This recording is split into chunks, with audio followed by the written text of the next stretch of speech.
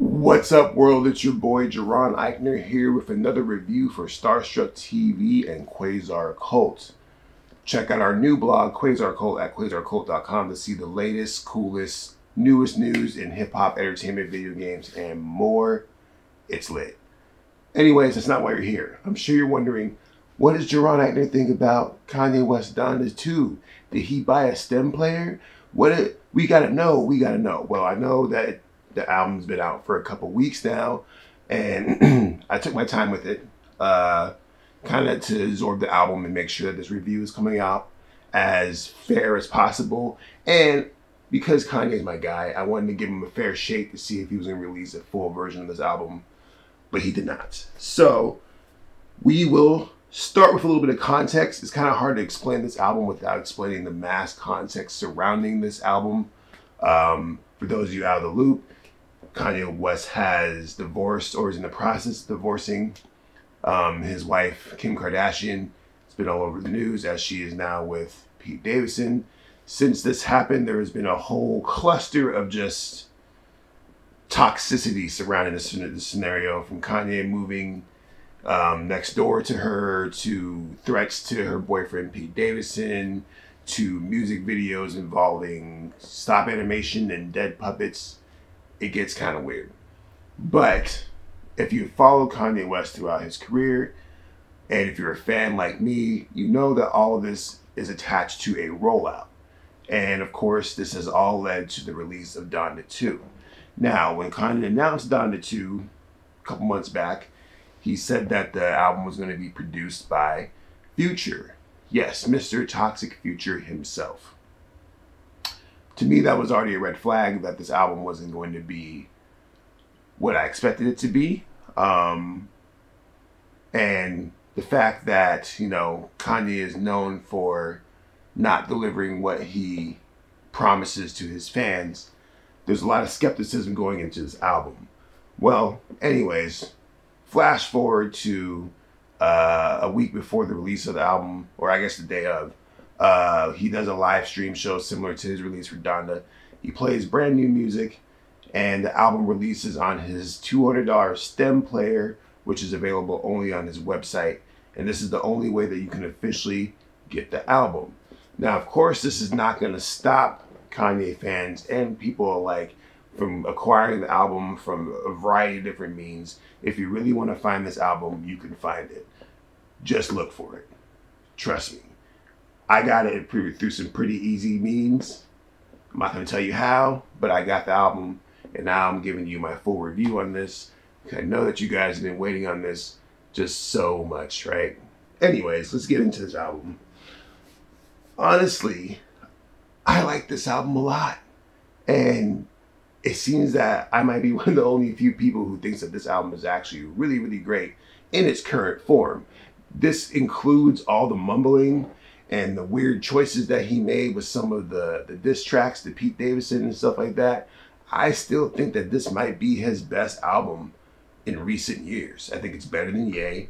I think it's better than Jesus is King. And I think it's better than Donda. It's better than his last 3 albums. And a lot of it has to do with the manic energy that surrounds it. It's very Life of Pablo-ish in terms of like its sound and its approach, because of the manicness and how all over the place is. And plus we have a spastic Kanye going all over the place with crazy bars, from corny to fantastic. And we'll cross that whole threshold in this conversation. One of the things that I thought was interesting about this album was that even though it's not quite complete, and what I say by that is that there are songs on this album that are literally Kanye mumbling through a verse, whether it's a reference that is going to be turned into something that's a full track, or just Kanye trolling his fans similar to when he was poopity scooping on Lift Yourself. Not quite sure how to take all that, except for the fact that if you are a Kanye fan and you're familiar with the Yandhi sessions, I guess is the best way to describe it. And the theory behind this, which has been confirmed by some people, is that Kanye and his team leaked Yandhi all over the YouTubes and let his fans kind of have at it with this album. Now, this wasn't an official release in any means, shape, or form, and Kanye never came out and said this, but this was kind of the consensus of his fans, as remixes galore of Yandhi exist all over the internet to this day. If you ever get a chance to listen to Kanye West's Yandhi, please go listen to it. I think it's actually his best album, arguably, besides My Beautiful Dark Twisted Fantasy, if you can find it in its pure form. But with that said, the fact that this album is unfinished, and the fact that it was delivered to us via stem player, meaning that you can take all the stems and do whatever you want with them. It's almost Kanye is begging his fans to remix this album and finish the album for him. And it's kind of a long running joke that is in the history of Kanye West world, or whatever you want to call it, is that one day Kanye was going to drop the half-assed unfinished album and let his fans finish it. And on the lowest of keys, that's exactly what he did with Donda 2. And as someone who is an artist himself and, you know, appreciates the artistic process, the pack that I was able to acquire off the internet included acapellas for every single song, all the stems for every single song, the instrumentals, and the songs themselves. So basically, it's almost like you're buying a very, very expensive splice pack that features exclusive Kanye West music. And even though I haven't done it yet, I do plan on remixing some of these songs because some of these beats are incredible. I love some of the production on this album. Some of my favorite songs on here are We Did It, which features Migos. What else do I have on here? There's Pablo, which is a great beat. Selfish. There's also True Love with XXXTentacion, which is a fantastic song. And that's the thing about it, is that the songs that are complete, that are done on this album, are great. Fantastic songs. There are two appearances from XXXTentacion on here, and both of them are fantastic. The cameos from Migos are fantastic. Even the verses from Future, who's known as mumble rapping, are fantastic. And this is something that I love about Kanye West albums, is that when people hop on Kanye West albums, you usually get the best version of them that you can get from that artist. And everybody on this album brings their A game. And it's really appreciated because the production is fire for the most part. There's a couple of sonic risks that he takes. I don't have the full track list in front of me, but some of the interludes that he has on this song, where he strips down and takes off the drums, this is him singing, awesome. And it's a lot better than what I wanted, or what we got from Donda, which was a little bit too much on the gospel side. I think the gospelness kind of took over Jesus is King and Donda, to where it almost, I wouldn't say dampened the album, but it definitely gave it a lane for it to be in. With Donda 2, it's all over the place, and I love that, because that's really where Kanye West shines. If you listen to his best albums, from My Beautiful Dark Twisted Fantasy to Graduation to this album, even albums like College Dropout, there's a diversity in the sound that makes Kanye special. When you try to bottleneck him into a sound like on Jesus is King and Donda, it gets a little stale. And when you bring new artists in, like, see, there's also Baby Keem that's on this album, who, while I'm not the biggest Baby Keem fan, he does a fantastic job when We Did It. I think that song is great. I think it's a great track overall. And I think when I listen to this album, it's like, there is a great album inside of this album. Like, in its current form, it's hard for me to call this album fantastic because it's clearly not done. Or is it? That's where I start to think, was, you know, if an artist was smart enough, they would take these stems and they would remix the song and add their own version to it. You could throw Kanye on there. You could throw Future on the track if you wanted to do a remix of a song of, I don't know, Happy. If you want to do a remix of the track Happy, you could do that. You could take the stems, remix it, add your own beat, add your own boom, boom, boom to it, put Future and Kanye on there and put it on YouTube and watch your numbers shoot the hell up. And chances are it won't get tracked for the Content ID because you remix the song so much and you have access to the original stems. So I almost feel like Kanye, despite his presentation and approach, had this vision that his fans were going to pull up and finish his album. And the genius part about it is the fact that it is attached to the stem player. So it's like the only way you can really get this album is either hop on stem player and drop $200 to get it, or go listen to the hundreds of thousands of remixes that are going to come out from all the songs that are coming from there. Kanye is giving all these artists a chance to shine if you're smart enough to hop on the remix to We Did It with Migos. And if you have the stems, you can get the stems on the internet if you're really smart about it. I got the stems without buying the stem player. I have all the stems. I have all the beats. I have all of it. I plan on making some crazy shit. Stay tuned for that. But, like I said, this album's not perfect. There's a couple of corny ass bars in this song, on this album. Particularly the bar about the semen and the Morgan Freeman. Yeah, what the hell, Kanye? It's a little much. But with that said, it's not really a Kanye West album unless you have the super duper corny ass bar. Almost every great Kanye West album has a super duper corny ass bar that everybody talks about.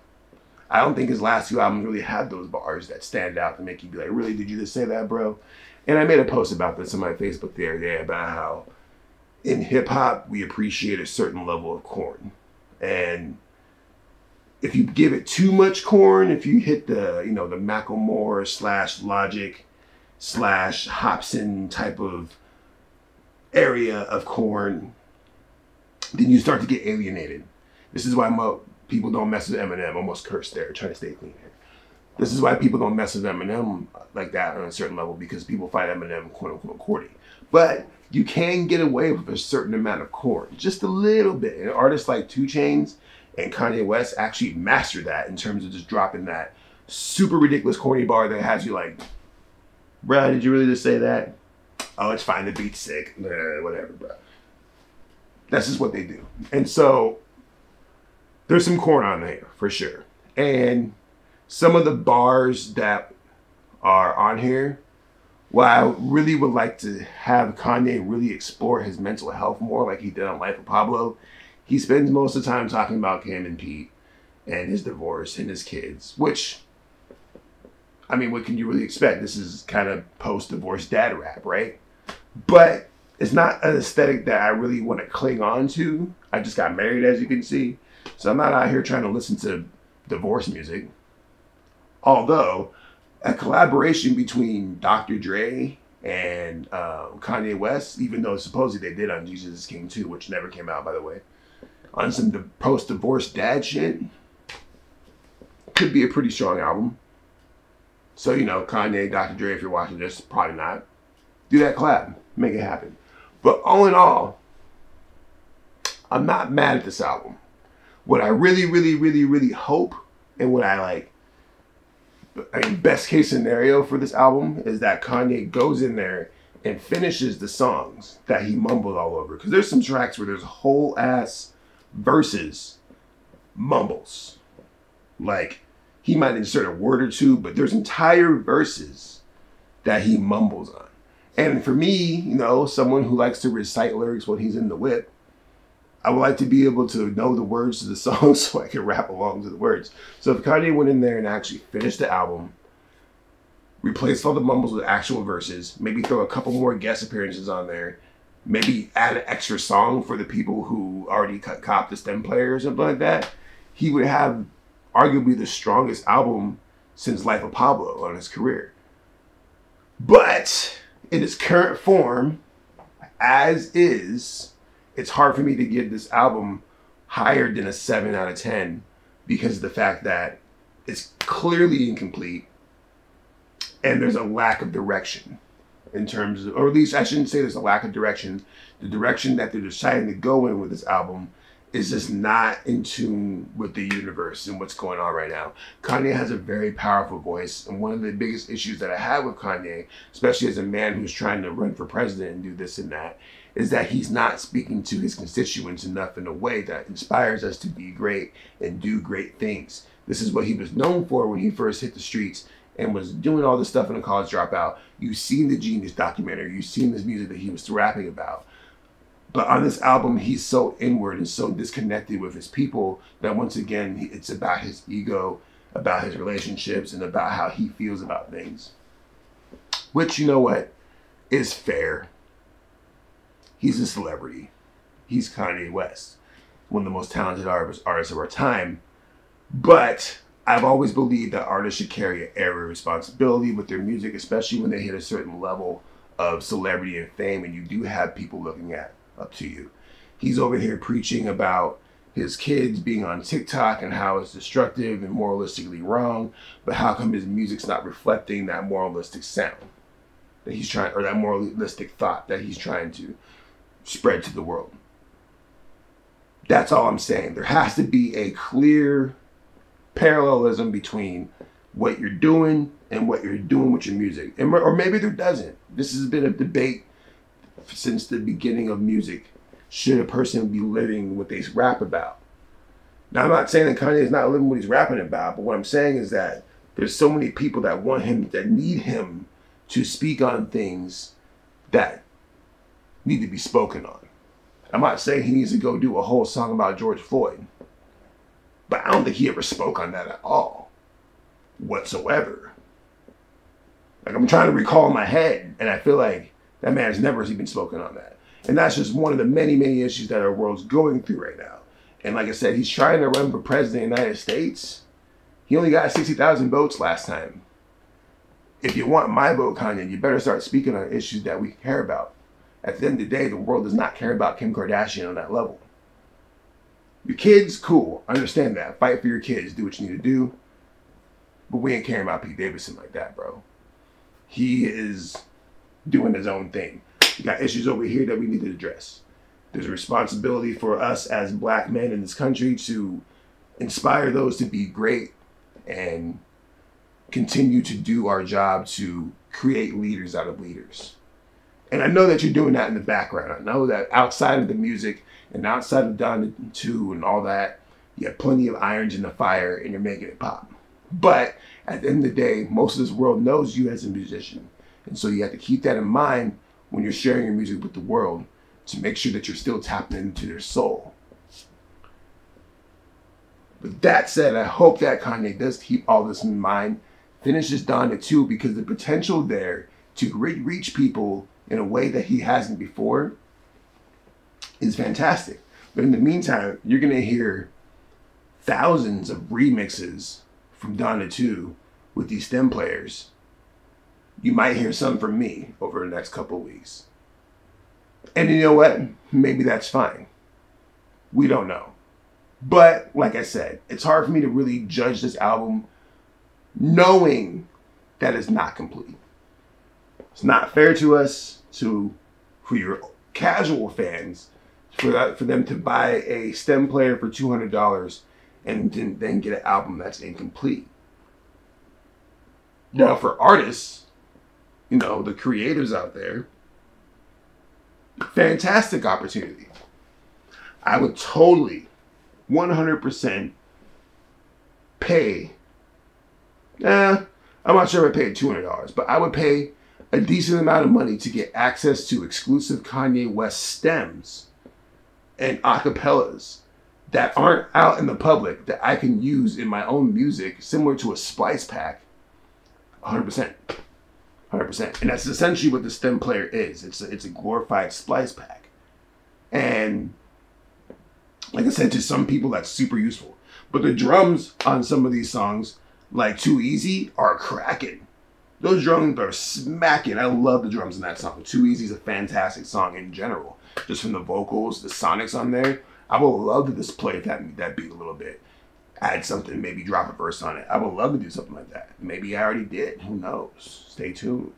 But I digress. Let me know what you think about the review. If I'm wrong, please tell me. If I'm right, please tell me. Do you agree? Did you cop yourself a stem player? Do you think that this review was pointless? Let me know in the comments. Also, go check out thequasarcult.com for the latest and greatest news, etc. and so forth. And if you don't follow the page already, please do, because we're dropping a lot more content here soon, and we're hoping to stay consistent with it. As you can see, we got a new set design. We're doing a lot of cool shit. Shout out to the team. We appreciate you. Thanks for watching. We'll see you soon. Peace.